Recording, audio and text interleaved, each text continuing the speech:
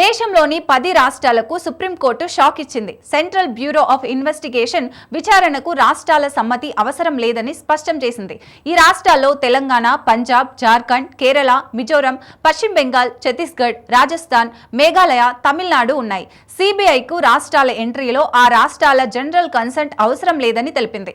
అవినీతి కేసులో 2 కేంద్ర ప్రభుత్వ ఉద్యోగులపై సిబిఐ దర్యాప్తును రద్దు చేస్తూ ఆంధ్రప్రదేశ్ హైకోర్టు ఇచ్చిన తీర్పును న్యాయమూర్తులు సిటి రవికుమార్, రాజేష్ బిందాలతో కూడిన ధర్మాసనం జనవరి 2న కొట్టివేసింది. పోస్టింగ్ స్థలంతో సంబంధం లేకుండా పై వాస్తవ పరిస్థితులను బట్టి వారు కేంద్ర ప్రభుత్వ ఉద్యోగులు, కేంద్ర ప్రభుత్వ అండర్టేకింగ్ ఉద్యోగులు అని, అలాగే అవినీతి నిరోధక చట్టం ప్రకారం తీవ్రమైన నేరాలకు పాల్పడ్డారని బెంచ్ పేర్కొంది.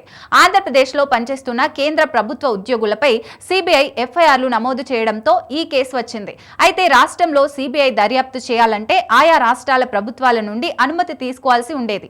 ఈ నిబంధన తెలంగాణ, జార్ఖండ్, పంజాబ్, కేరళ, మిజోరం, బెంగాల్, ఛత్తీస్గఢ్, రాజస్థాన్, మేఘాలయ, తమిళనాడు రాష్ట్రాలలో అమల్లో ఉంది. అయితే ఏపీలో 2 కేంద్ర ప్రభుత్వ ఉద్యోగులపై సిబిఐ దర్యాప్తు చేయడాన్ని ఏపీ హైకోర్టు రద్దు చేసింది. దీనిపై విచారణ జరిపిన అత్యున్నత న్యాయస్థానం రాష్ట్రాల పరిధిలో పనిచేస్తున్న కేంద్ర ఉద్యోగులపై ఎఫ్ఐఆర్ నమోదుకు సిబిఐకి రాష్ట్ర ప్రభుత్వాల అనుమతి అవసరం లేదని స్పష్టం చేసింది. ఈ సందర్భంగా ఆంధ్రప్రదేశ్ హైకోర్టు ఇచ్చిన ఆదేశాలను ఉన్నత న్యాయస్థానం కొట్టివేసింది. ఇక నుంచి కేంద్ర ప్రభుత్వ ఉద్యోగులపై సెంట్రల్ బ్యూరో ఆఫ్ ఇన్వెస్టిగేషన్ విచారణ కోసం రాష్ట్రాల సమ్మతి అవసరం లేదని తేల్చి చెప్పింది.